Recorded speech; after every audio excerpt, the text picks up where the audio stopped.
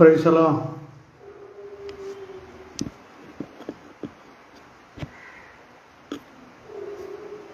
Praise the Lord.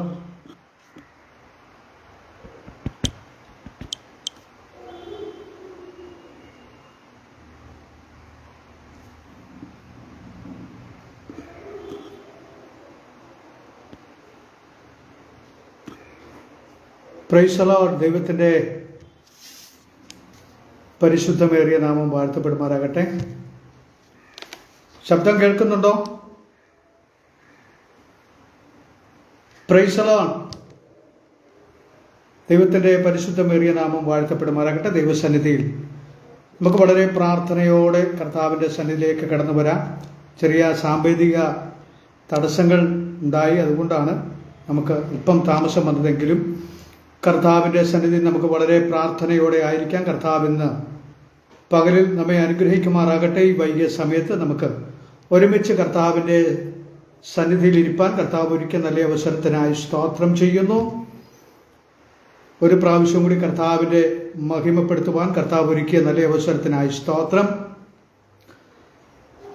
ഈ Facebook പേജിലുള്ള എല്ലാ പ്രിയപ്പെട്ടവർക്കും കർത്താവിൻ്റെ നാമത്തിലുള്ള വന്ദനത്തെ അറിയിക്കുന്നു. പ്രത്യേകിച്ചാൽ എന്നെ ഈ പേജിലേക്ക് ക്ഷണിച്ച പ്രിയ കർത്തൃദാസി എല്ലാവർക്കും വേഗം വരുന്ന യേശു ക്രിസ്തുവിൻ്റെ നാമത്തിലുള്ള എൻ്റെ സ്നേഹവന്ദനത്തെ അറിയിക്കുന്നു.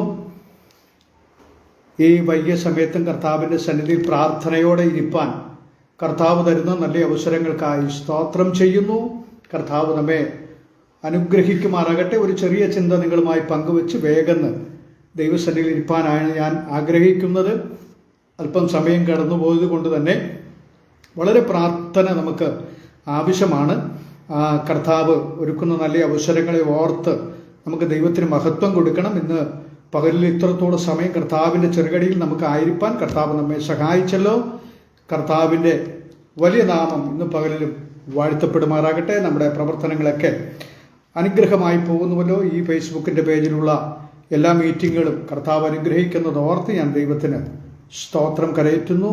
ഒരു പാട്ടിൻ്റെ ഒരു വരി മാത്രം പാടി ചെറിയ ചിന്തകൾ നിങ്ങളുമായി പങ്കുവെക്കുവാൻ എനിക്ക് തന്ന സമയത്തിനുള്ളിൽ തന്നെ ഇരിപ്പാൻ ഞാൻ കർത്താവിൽ ശരണപ്പെടുന്നു. ആമേൻ. എന്നെ പലപ്പോഴും ശക്തീകരിച്ചിട്ടുള്ള, എന്നെ പലപ്പോഴും ആശ്വസിപ്പിച്ചിട്ടുള്ള ഒരു പാട്ടിൻ്റെ ഒരു വരി പാടിയതിന് ശേഷം ഞാൻ ദൈവവചനത്തിലേക്ക് കിടക്കാം. നമുക്ക് വളരെ പ്രാർത്ഥനയോടെ ദൈവസന്നിധിയിലായിരിക്കാം. ഇന്ന് പകലിൽ ഈ സന്ധ്യാസമയത്തെ യഹോവേ അരുളി ചെയ്യണമേ അടിയനിതാ എന്ന് ഉള്ള മനോഭാവത്തോടെ നമുക്ക് ദൈവസന്നിധിയിലായിരിക്കാം. ആരും സഹായമില്ലെല്ലാവരും പാരിൽ കണ്ടും കാണാതെയും പോകുന്നവർ. ആരും സഹായമില്ലെല്ലാവരും പാരിൽ കണ്ടും കാണാതെയും പോകുന്നവർ. എന്നാൽ എനിക്കൊരു സഹായകൻ വാനിലുണ്ടെന്നറിഞ്ഞതിനുല്ലാസമേ. ആരും സഹായമില്ലെല്ലാവരും പാരിൽ കണ്ടും കാണാതെയും പോകുന്നവർ. എന്നാൽ എനിക്കൊരു സഹായകൻ വാനിലുണ്ടെന്നറിഞ്ഞത് ഉല്ലാസമേ. എൻ്റെ ദൈവം സ്വർഗസിംഹാസനം തന്നിലെന്നിൽ കനിഞ്ഞെന്നെ ഓർത്തിടുന്നു. ദൈവത്തിൻ്റെ പരിശുദ്ധമേറിയ നാമം വാഴ്ത്തപ്പെടുമാറാകട്ടെ. നമുക്കൊരു വാക്യം വായിച്ച് ചില ചിന്തകൾ ഒന്ന് ഓടിച്ചു പറഞ്ഞ് ദൈവസന്നിധിയിൽ ഇരിപ്പാനാണ് ഇന്ന് പകലിൽ എനിക്ക് നിയോഗമുള്ളത്. വളരെ പ്രാർത്ഥനയോടെ ദൈവസന്നിധിയിലായിരുന്നാട്ടെ. ആമേൻ. നമുക്കൊക്കെ വളരെ സുപരിചിതമായൊരു വാക്യമാണ് ഇന്ന് പകലിൽ വായിക്കുന്നത്. അതിൻ്റെ ഒരു ചെറിയ ഭാഗം മാത്രമാണ് ഇന്ന് പകലിൽ ഞാൻ സംസാരിക്കാൻ ആഗ്രഹിക്കുന്നു. അതിൻ്റെ അടുത്ത ദിവസങ്ങളിൽ കർത്താവ് അനുവദിക്കുന്നുവെങ്കിൽ അടുത്ത ദിവസങ്ങളിൽ അതിൻ്റെ ബാക്കി ഭാഗങ്ങളെയൊക്കെ ഒന്ന് ചിന്തിച്ച് ആമേൻ മുമ്പോട്ട് പോകാനൊക്കെയാണ് ഞാൻ കർത്താവിൽ ശരണപ്പെടുന്നത്. നമുക്കറിയാം 34-ാം സങ്കീർത്തനം വളരെ അനുഗ്രഹിക്കപ്പെട്ട ഒരു സങ്കീർത്തനമാണ്. ആ സങ്കീർത്തനത്തിൻ്റെ 3-ാം വാക്യമാണ് ഇന്ന് പകലിൽ എനിക്ക് നിങ്ങളുമായി പങ്കുവെക്കുവാനുള്ളത്. കഴിഞ്ഞ ദിനങ്ങളിൽ പ്രിയ കർത്തൃദാസ് എന്നോട് പറഞ്ഞപ്പോൾ മുതൽ ഞാൻ പ്രാർത്ഥിക്കുകയും ഒരുങ്ങുകയും ചെയ്ത ആ വാക്യത്തിൻ്റെ ചില ഭാഗങ്ങളൊന്ന് സംസാരിപ്പാനായിട്ടാണ് ഞാൻ കർത്താവിൽ താല്പര്യപ്പെടുന്നത്. ആ വാക്യത്തിൽ ഇങ്ങനെയാണ് എഴുതിയിരിക്കുന്നത്: എന്നോട് ചേർന്ന് യഹോവയെ മഹിമപ്പെടുത്തുവിൻ, നാം ഒരുമിച്ച് അവരുടെ നാമത്തെ ഉയർത്തുക. Praise the Lord. വളരെ അനുഗ്രഹീതമായ ഒരു വാക്യമാണ് നമുക്ക് വായിപ്പാനായിട്ട് ഇടയായിത്തീർന്നത്. ഈ സങ്കീർത്തനം ഞാൻ പലവട്ടം ധ്യാനിച്ചിട്ടുള്ള സങ്കീർത്തനമാണ്, പലവട്ടം പ്രബോധിപ്പിച്ചിട്ടുള്ള സങ്കീർത്തനമാണെങ്കിലും സങ്കീർത്തന പ്രബോധനത്തിനല്ല ഇന്ന് പകലിൽ ഞാൻ മുതിരുന്നത്. എങ്കിലും ആ വാക്യം എൻ്റെ ഉള്ളത്തിൽ കർത്താവ് നൽകി തന്നപ്പോൾ അതൊന്ന് ചിന്തിക്കണമെന്ന് എനിക്ക് തോന്നി. ആമേൻ. പ്രിയമുള്ളവരെ, നോക്കിയാട്ടെ, ഈ സങ്കീർത്തനത്തിൽ പറയുകയാണ്, നമുക്ക് കാണുവാൻ കഴിയുന്നത് അവിടെ എന്നോട് ചേർന്ന് യഹോവയെ മഹിമപ്പെടുത്തുവിൻ എന്ന് ഈ കർത്തൃദാസൻ പറയാ. ഈ സങ്കീർത്തനത്തിന്റെ സാഹചര്യങ്ങളൊക്കെ നമുക്കറിയാം. പ്രതികൂലത്തിന്റെ ഒരു സാഹചര്യത്തിൽ ഇരിക്കുമ്പോഴും ഈ കർത്തൃദാസന്റെ ആഗ്രഹം ദൈവത്തിന്റെ നാമം മഹത്വം എടുക്കണമെന്ന, അല്ലെങ്കിൽ ദൈവത്തെ സ്തുതിക്കണമെന്ന, അല്ലെങ്കിൽ ദൈവത്തിന് മഹത്വം കരയറ്റണമെന്ന ഈ സങ്കീർത്തനക്കാരന്റെ അല്ലെങ്കിൽ ഈ ഭക്തന്റെ ആഗ്രഹം എന്ന് പറയുന്നത്. നോക്കിയാട്ടെ പ്രിയമുള്ളവരെ, ഒരു വലിയ പ്രതിസന്ധിയിൽ തന്നെയാണ് ഈ സങ്കീർത്തനക്കാരൻ ഈ സങ്കീർത്തനം എഴുതുന്നത്. അതായത് തലക്കെട്ടിൽ നമ്മൾ വായിക്കുന്നത് എങ്ങനെയാ?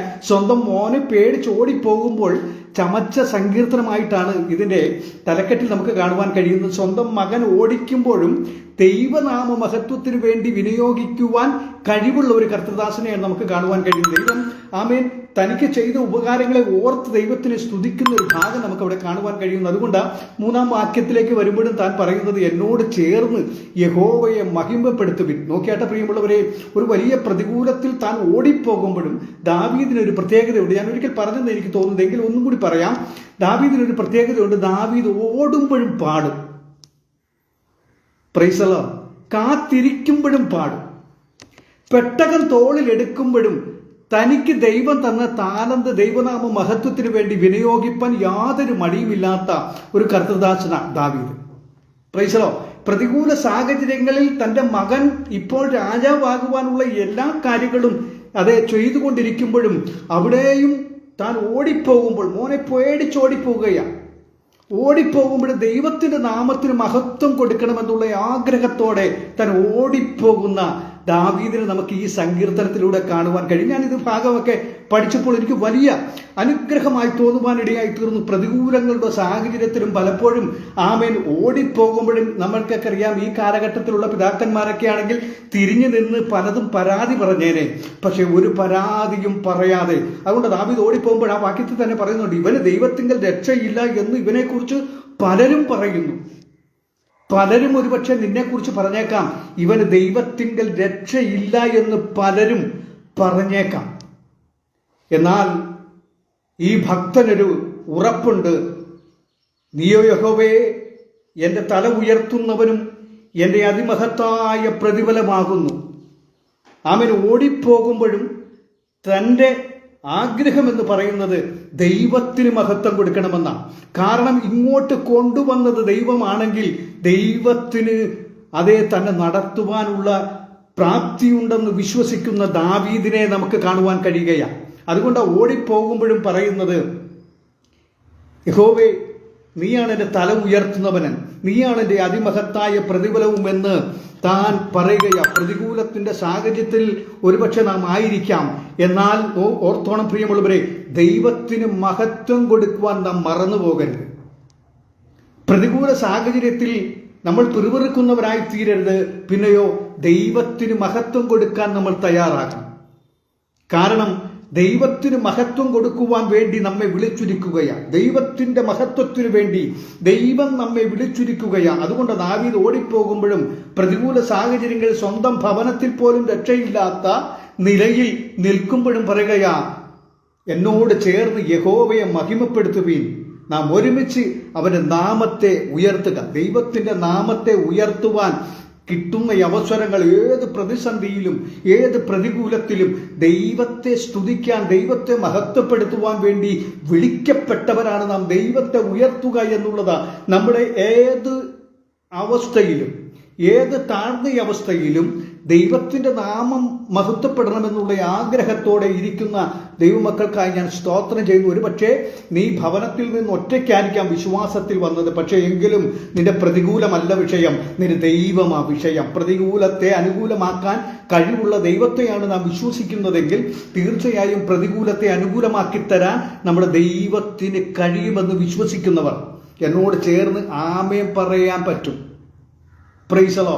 എത്ര വലിയ പ്രതിസന്ധിയായി ഈ ദാവീദിനുണ്ടായി ഒന്ന് ചിന്തിച്ച് നോക്കിയാൽ. നമ്മൾക്ക് ആ ഭാഗം ഒന്ന് പഠിക്കേണ്ടത് ആവശ്യമാണ് കേട്ടോ. അതിൻ്റെ ഒത്തിരി വാക്യങ്ങൾ എനിക്കറിയാം, എങ്കിലും അതിലേക്കൊന്നും പോകാതെ ദൈവത്തിന് മഹത്വം കൊടുക്കുക എന്നുള്ള ഒരു പദം മാത്രമാണ് ഞാൻ ഇന്ന് പകലിൽ ചിന്തിപ്പാൻ ആഗ്രഹിക്കുന്നത്. നോക്കിയാട്ടെ പ്രിയമുള്ളവരെ, ലൂക്കോസിന്റെ സുവിശേഷത്തിലേക്ക് വരുമ്പോൾ നമുക്കവിടെ കാണുവാൻ കഴിയും. 1-ാം അധ്യായം അതിൻ്റെ 46-ാം വാക്യം വായിക്കുന്നത് ഇങ്ങനെയാണ്: എൻ്റെ ഉള്ളം യഹോവയെ, എൻ്റെ ഉള്ളം കർത്താവിനെ സ്തുതിക്കുന്നു, അല്ലെങ്കിൽ എൻ്റെ ഉള്ളം കർത്താവിന് വേണ്ടി തുടിക്കുന്നു എന്ന് പറയുന്ന ഒരു സഹോദരിയെ നമുക്കവിടെ കാണുവാൻ കഴിയുന്നു. ഒരു വലിയ ഭാഗ്യപദവി അല്ലെങ്കിൽ ഭാഗ്യവതി എന്ന് ലോകം മുഴുവൻ വിളിക്കാൻ പോകുന്നു എന്ന് പേര് കേൾക്കുമ്പോഴും താൻ തന്നെ ഉയർത്തുകയല്ല, അവിടെ എൻ്റെ ഉള്ളം കർത്താവിനെ മഹത്വപ്പെടുത്തുന്നു എന്ന് പറഞ്ഞ ഒരു മറിയയെക്കുറിച്ച് നമുക്ക് കാണുവാൻ കഴിയുന്നു. കണ്ടോ, എത്ര വലിയ ഭാഗ്യ പദവിയിൽ നാം നിന്നാലും, എത്ര മോശം അവസ്ഥയിൽ നിന്നാലും നമ്മുടെ ആഗ്രഹം മുഴുവനും ദൈവത്തെ മഹത്വപ്പെടുത്തണമെന്നുള്ളതായിരിക്കണം. പകലിൽ എത്ര പേർക്ക് ഇത് മനസ്സിലാകുന്നു എന്ന് എനിക്കറിയത്തില്ല. പക്ഷെ ഒരു കാര്യം ഞാൻ പറയാം, നീ പ്രതിസന്ധിയുടെ വക്കിലാണെങ്കിലും, നീ പ്രതികൂലത്തിൻ്റെ താഴ്ചയിലാണെങ്കിലും ദൈവത്തെ മഹത്വപ്പെടുത്തുവാൻ നീ തയ്യാറായാൽ നിന്നെ ഒരുപക്ഷെ ഉയരത്തിലേക്കൊക്കെ ദൈവം കൊണ്ടുപോകാൻ സാധ്യതയുണ്ട്. പക്ഷേ എങ്കിൽ ഒറ്റ കാര്യം ഞാൻ പറയാം, ദൈവത്തിനെ മഹത്വപ്പെടുത്തുവാൻ കഴിവുള്ളവരായി തീരണമെന്ന. ദൈവത്തിന് മഹത്വം കൊടുത്തില്ല എങ്കിൽ എന്താ കുഴപ്പം എന്നൊക്കെ ചോദിക്കുന്നവരുണ്ട്. ഇന്ന് പകൽ ഒരു കാര്യം കൂടി ഞാൻ പറയാം, ദൈവത്തിന് മഹത്വം നാം കൊടുത്തില്ല എങ്കിൽ മരണകരമായ ശിക്ഷയാണ്, മരണകരമായ കുറ്റമാണ് നാം ദൈവത്തിന് മഹത്വം കൊടുത്തില്ല എങ്കിൽ. ഇന്ന് പലരും മഹത്വം എടുത്തുകൊണ്ട് പോകുന്നത് ഞാൻ കണ്ടിട്ടുണ്ട്. എന്നാൽ ഇന്ന് പകലിൽ ഈ വൈകിയ സമയത്ത് ദൈവത്തിൻ്റെ പരിശുദ്ധാത്മാവിന് നമ്മോട് പറയാനുള്ളത് ദൈവത്തിന് മഹത്വം കൊടുക്കണമെന്നാണ്. ദൈവത്തിന് മഹത്വം കൊടുത്തില്ല എങ്കിൽ മരണകരമായ ശിക്ഷ തന്നെയാണ് പ്രിയമുള്ളവരെ. അങ്ങനെ പറയുകയാണെങ്കിൽ ദൈവദാസനെ ഞാൻ തെളിവും കൂടി ഒന്ന് പറഞ്ഞേ എന്നൊരു പക്ഷേ നിങ്ങൾ പറയുമായിരിക്കും. എന്നാൽ തെളിവ് നിങ്ങൾ കേട്ടോ. അപ്പോസ്തല പ്രവൃത്തി 12-ാം അധ്യായം അതിൻ്റെ 23-ാമത്തെ വാക്യം നമ്മൾ വായിക്കുമ്പോൾ അവിടെ വായിക്കുന്നത് ഇങ്ങനെയാ. 20-ാം വാക്യം മുതൽ താഴോട്ട് വായിക്കുമ്പോൾ അവിടെ വളരെ ശക്തമായിട്ട് ആ ഭാഗത്തെ നമുക്ക് കാണുവാൻ കഴിയുന്നുണ്ട്. ഹെരോദാവ് നിശ്ചയിച്ച ദിവസത്തിൽ അവൻ ഭദ്രാസനത്തിലിരുന്നു. അവിടെ വായിക്കുന്നത് അങ്ങനെയാ. 20 മുതലുള്ള വാക്യങ്ങൾ താഴോട്ട് വായിക്കുമ്പോൾ അവൻ നിശ്ചയിച്ച ദിവസത്തിൽ ഭദ്രാസനത്തിലിരുന്നു. അവൻ സംസാരിപ്പാൻ വായ തുറന്നു, ജനമെല്ലാം കൂടി ആർത്തു. ഞാൻ ഈ സമയം പോയത് കൊണ്ട് കേട്ടോ വേഗം പോകുന്നു, അതൊക്കെ നിന്ന് എനിക്ക് ചിന്തിപ്പാനുണ്ട്. എങ്കിലും ഞാൻ ആ ഭാഗം മാത്രം ഒന്ന് ഓടിച്ച് പറഞ്ഞു വിടുകയാണ്. നമുക്ക് അല്പം സാങ്കേതിക തടസ്സം നേരിട്ടതുകൊണ്ടെങ്കിലും നമുക്ക് കറക്റ്റ് സമയത്ത് നിർത്തണമല്ലോ. അതുകൊണ്ട് അവിടെ വായിക്കുന്നത് ഇങ്ങനെ: ഭദ്രാസനത്തിൽ അവൻ ഇരുന്നു, അവൻ വായ തുറന്ന് സംസാരിക്കാൻ തുടങ്ങിയപ്പോൾ ജനം മുഴുവൻ ആർത്തു. അയ്യോ, ഇത് മനുഷ്യന്റെ ശബ്ദമല്ല, ഇതൊരു ദേവന്റെ ശബ്ദം എന്ന് കൂടി നിന്ന ജനങ്ങളെല്ലാം പറഞ്ഞു. ഹെരോദാവിന് വളരെ സന്തോഷമായി. പക്ഷെ അവിടെ വായിക്കുന്നത് എങ്ങനെയാ? 23-ാം വാക്യത്തിലേക്ക് വരുമ്പോൾ വായിക്കുന്നത് എങ്ങനെയാ? അവൻ ദൈവത്തിന് മഹത്വം കൊടുക്കായികയാൽ ദൈവത്തിന്റെ ദൂതൻ അവനെ അടിച്ചു, അവൻ കൃമിക്ക് ഇരയായി തീർന്നു. Praise the Lord. പ്രിയമുള്ളവരെ, ഏതു വിഷയത്തിലും ദൈവത്തിന് മഹത്വം കൊടുക്കുവാൻ നമുക്ക് കഴിയണം. ഇന്ന് പലരും മഹത്വം എടുത്തുകൊണ്ട് പോകുന്നവരാ. എന്നാൽ അത് മാറ്റണം കേട്ടോ, അത് മാറ്റണം. നമ്മുടെ ജീവിതത്തിൽ ഏത് സന്ധ്യയിലും ഏത് പ്രതിസന്ധിയിലും ദൈവത്തിന് മഹത്വം കൊടുക്കുന്നവരായിത്തീരണം. ഞാൻ അങ്ങനെ ചെയ്തു, ഞാൻ ഇങ്ങനെ ചെയ്തു, ഞാൻ അങ്ങനെ പറഞ്ഞിട്ടാ, ഞാനത് പ്രാർത്ഥിച്ചിട്ടാ, ഞാൻ അവൻ്റെ മേൽ കൈവച്ചത് കൊണ്ടാ. ഇല്ല പ്രിയമുള്ളവരെ, നിന്നെ അയച്ചത് കൊണ്ടാ നീ കൈവച്ചത്. നിന്നെ അവൻ അയച്ചത് കൊണ്ടാ നിനക്ക് പ്രാർത്ഥിപ്പാനിടയായി തീർന്നത്. മഹത്വം എടുത്തേക്കരുതേ.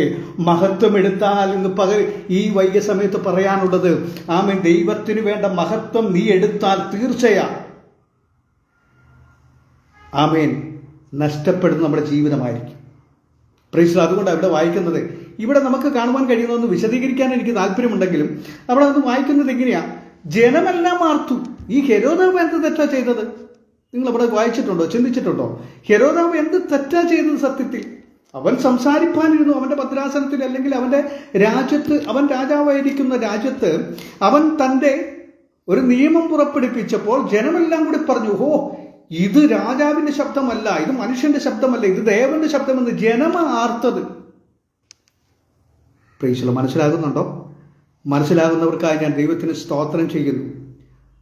അവിടെ നിന്ന് മനുഷ്യരെല്ലാം ആർത്തു വിളിച്ചു, ഇത് ദേവന്റെ ശബ്ദം. പക്ഷെ അടി കിട്ടിയത് പ്രൈസ് ദി ലോർഡ് ഹെരോദാവിനാണ്. അവിടെ വായിക്കുന്നത് എങ്ങനെയാ? അവൻ ദൈവത്തിന് മഹത്വം കൊടുക്കായികയാണ്. അതെന്താ? ജനമല്ലേ ആർത്തത്. ഇവിടെ എന്ത് തെറ്റായി ഹെരോദാവ് ചെയ്തത്? ഞാനിങ്ങനെ ചിന്തിപ്പാനിടയായി തീർന്നു. എന്നാൽ അവൻ ജനത്തെ തിരുത്തണമായിരുന്നു. നിങ്ങൾ നോക്കിയ അപ്പോസ്തല പ്രവൃത്തി 16-ാം അധ്യായത്തിലേക്കൊക്കെ വരുമ്പോൾ അവിടെ വായിക്കുന്നത് ഇങ്ങനെയാ, ജനമെല്ലാവരും ഇവന്റെ പ്രവൃത്തി കണ്ട്, പൗലോസിന്റെയും അതേ ബർന്നബാസിന്റെയും ഒക്കെ പ്രവൃത്തി കണ്ടതിന് ശേഷം അവർ ഓടി വന്നു, അയ്യോ ചന്ദ്രനെന്നും ബുധനെന്നും ഒക്കെ പറഞ്ഞ് അവരെ ഉയർത്തുമ്പോൾ പൗലോസ് പറയും, അയ്യോ അല്ലല്ല, നിങ്ങൾ ദൈവത്തെ മഹത്വപ്പെടുത്തണം, ഞങ്ങൾ സാധാരണ മനുഷ്യർ. കണ്ടോ? അപ്പോൾ ഹെരോദാവ് ആരെ തിരുത്തണമായിരുന്നു? ജനത്തെ തിരുത്തണമായിരുന്നു. പക്ഷേ ജനം പറയുന്നത് കേട്ടു, നിന്നെ ദേവന്റെ ശബ്ദമാണ് നിന്നിലുള്ളത്, അല്ലെങ്കിൽ നീ മറ്റുള്ളവരെക്കാൾ ഏറ്റവും വലിയവനെന്ന് പറയുമ്പോൾ എന്ത് ചെയ്യണമായിരുന്നു? തിരുത്താൻ തയ്യാറാകണമായിരുന്നു. അതുകൊണ്ടാണ് ഉടനെ തന്നെ ദൂതൻ ഇറങ്ങി എന്ന് പറഞ്ഞാൽ മഹത്വം, ദൈവത്തിന്റെ മഹത്വം ആരെടുത്തോ അവനെ ദൈവം വെറുതെ വിടുകയില്ലെന്ന്. പ്രൈസ് ദി ലോർഡ് പ്രിയമുള്ളവരെ, ദൈവത്തെ മഹത്വപ്പെടുത്തുവാൻ നമ്മെ ദൈവം വിളിച്ചിരിക്കുകയാണ്. ആരൊക്കെയാ ദൈവത്തെ മഹത്വപ്പെടുത്തേണ്ടത്? ഒത്തിരി വാക്യങ്ങളുണ്ട്, 1-2 വാക്യങ്ങൾ മാത്രം പറയാം. സങ്കീർത്തനം 103-ന്റെ 20-ാം വാക്യം മാത്രം ഒന്ന് വായിച്ചു ഞാൻ നിർത്താം. 20-ാം വാക്യം വായിക്കുന്നത് ഇങ്ങനെയാ, അവന്റെ വചനം കേട്ട് അവന്റെ ആജ്ഞ അനുസരിക്കുന്ന വീരന്മാരായുള്ളവരെ നിങ്ങൾ യഹോവയെ സ്തുതിപ്പി. അപ്പോൾ അവന്റെ ആജ്ഞ അനുസരിക്കുന്നവർ എന്ത് ചെയ്യണം? ദൈവത്തെ സ്തുതിക്കണം. അവന്റെ ആജ്ഞ അനുസരിക്കുന്നവർ ദൈവത്തെ സ്തുതിക്കണം. അപ്പോൾ തന്നെ പറയുകയാ, 5 മുതലുള്ള വാക്യങ്ങളൊക്കെ വായിക്കുമ്പോൾ, അല്ലെങ്കിൽ 3 മുതലുള്ള വാക്യങ്ങളൊക്കെ വായിക്കുമ്പോൾ കാണുന്നത് ഇങ്ങനെയാ, അവന്റെ നന്മ പ്രാപിച്ചവർ എല്ലാവരും അവനെ സ്തുതിക്കണം. ഞാൻ ആ ഭാഗം കൊണ്ട് എടുത്ത് വായിപ്പിക്കാം, വേഗം തന്നെ എടുത്ത് വായിക്കാം. 20-ാം വാക്യത്തിൽ വായിക്കുന്നത് ഇങ്ങനെയാണ്, അവന്റെ വചനത്തിന്റെ ശബ്ദം കേട്ട് അവന്റെ ആജ്ഞ അനുസരിക്കുന്ന വീരന്മാരായുള്ളവരെ നിങ്ങൾ അവനെ സ്തുതിക്കണം. എന്നിട്ട് താഴോട്ട് വരുമ്പോൾ വായിക്കുന്നത് ഇങ്ങനെ, 21-ാം വാക്യത്തിൽ വായിക്കുന്നത് ഇങ്ങനെയാ, അവന്റെ ഇഷ്ടം ചെയ്യുന്ന അവന്റെ ശുശ്രൂഷക്കാരായി അവന്റെ സകല സൈന്യങ്ങളുമായുള്ളവരെ നിങ്ങൾ യഹോവയെ സ്തുതിക്കണം. നമ്മൾ അവന്റെ വചനം കേൾക്കുന്നവരാണോ? നമ്മൾ അവന്റെ വചനത്തിനനുസരിച്ച് ജീവിക്കുന്നവരാണോ? അങ്ങനെയാണെങ്കിൽ നമ്മൾ ദൈവത്തിന് മഹത്വം കൊടുക്കണം. ദൈവത്തെ സ്തുതിക്കാൻ നാം തയ്യാറാകണം. മഹത്വം നമ്മൾ എടുക്കാനായിട്ടല്ല. അതുകൊണ്ട് ഇവിടെ വായിച്ചത്, ഒരു മറിയ തനിക്ക് കിട്ടിയൊരു ഭാഗ്യ പദവി, നീ ലോകത്തിലുള്ളവരെല്ലാവരും നിന്നെ ഭാഗ്യവതി എന്ന് വിളിക്കും. പൊങ്ങി, അല്ലെങ്കിൽ അവൾ എന്ത് ചെയ്തില്ല? ജാട കാണിച്ചങ്ങ് പോയില്ല. ജാട എടുത്ത് നമ്മളൊക്കെ ആണെങ്കിൽ എന്ത് ചെയ്തേനെ? ഇച്ചിരി പൊങ്ങച്ചൊക്കെ കാണിച്ചേനെ. കാരണം എനിക്കിതുപോലത്തെ ഭാഗ്യപദവിയൊക്കെ കിട്ടിയതാ, അതുകൊണ്ട് ഞാൻ അല്പം ജാടയ്ക്കങ്ങ് പോകുമെന്നൊക്കെ വിചാരിക്കും. പക്ഷേ അവിടെ വായിക്കുന്നത് ഇങ്ങനെയാണ്, ഞാൻ എൻ്റെ ദൈവത്തെ മഹത്വപ്പെടുത്തുന്നു. പ്രിയമുള്ളവരെ, നമ്മുടെ ദൈവം എത്ര വലിയ ദൈവമാണെന്ന് നമ്മൾ അറിയണം. അതുകൊണ്ട് മഹത്വം നമ്മൾ എടുക്കരുതേ. മഹത്വം നമ്മൾ എടുക്കുന്നുവെങ്കിൽ തീർച്ചയായും ദൈവം നമ്മെ വീഴ്ത്തിക്കളയും. അതുകൊണ്ട് ഇന്നാളുകളിൽ കർത്താവിന് വേണ്ടി പ്രയോജനപ്പെടുക. ഏത് വിഷയത്തിലും, നമ്മുടെ ഏത് പ്രതിസന്ധിയിലും, ഏത് മേഖലയിലും ദൈവത്തിന് മഹത്വം കൊടുക്കുന്നവരായി തീരുവാൻ കർത്താവ് നമ്മെ ഇടയാക്കട്ടെ. മഹത്വം നമ്മൾ എടുക്കരുതേ. ഞാനത് ചെയ്തെന്ന് പറയാതെ, ഞാൻ അങ്ങനെ ചെയ്തത് കൊണ്ടാ, ഞാനില്ലായിരുന്നെങ്കിൽ, അയ്യോ അങ്ങനെ പറയരുതേ. ദൈവം അയച്ചത് കൊണ്ട്, ദൈവം ചെയ്തത് കൊണ്ട് ദൈവത്തിന് ഞാൻ മഹത്വം കൊടുക്കുന്നു എന്ന് മറിയ പറഞ്ഞതുപോലെ, ദാവീദ് പറഞ്ഞതുപോലെ അവന് മഹത്വം കൊടുക്കുവാൻ സ്വർഗത്തിലെ വലിയവനായിരിക്കുന്ന ദൈവം നമ്മെ ഈ വചനങ്ങളാൽ സഹായിക്കുമാറാകട്ടെ. എനിക്കറിയാം സമയം പോയത് കൊണ്ടാണ് ഞാനിങ്ങനെ ഓടിച്ച് പറയേണ്ടി വന്നത്. ഇനി കർത്താവ് അനുവദിച്ചാൽ നമുക്ക് അടുത്ത സമയങ്ങളിൽ ഇതിൻ്റെ ബാലൻസ് ഭാഗങ്ങൾ നമുക്ക് ചിന്തിപ്പാം. കർത്താവ് നമ്മെ സഹായിക്കട്ടെ. എന്നെ ക്ഷണിച്ച പ്രിയ ആൻറ്റിയോടുള്ള നന്ദി രേഖപ്പെടുത്തി. നിങ്ങളെനിക്ക് വേണ്ടി ശക്തമായി പ്രാർത്ഥിക്കുന്നുവെന്ന് ഞാൻ അറിയുന്നു. ഇപ്പോൾ ഞാൻ ആയിരിക്കുന്നത് കുറവലങ്ങാടാണ്. അവിടെ ഒരു ചെറിയ പ്രവർത്തനത്തിൽ ഞാനായിരിക്കുന്നു. കർത്താവ് വളരെ ശക്തിയോടെ ഈ നാളുകൾ ഉപയോഗിപ്പാൻ, കർത്താവിന് മഹത്വം കൊടുത്ത് മുമ്പോട്ട് പോകാൻ എന്നെ സഹായിക്കട്ടെ. നിങ്ങളുടെ പ്രാർത്ഥനയെ ചോദിച്ചുകൊണ്ട് എന്നെ കുടുംബമായി നിങ്ങൾ ഓർക്കുന്നു, പ്രാർത്ഥിക്കുന്നു എന്ന് എനിക്കറിയാമെങ്കിൽ ഒരിക്കൽ കൂടി നിങ്ങളുടെ പ്രാർത്ഥനയെ ചോദിച്ചുകൊണ്ട് ഞാൻ എൻ്റെ വാക്കുകൾക്ക് വിരാമം കുറിക്കുന്നു. കർത്താവ് നമ്മെ ഈ വചനങ്ങളാൽ അനുഗ്രഹിക്കുമാറാകട്ടെ.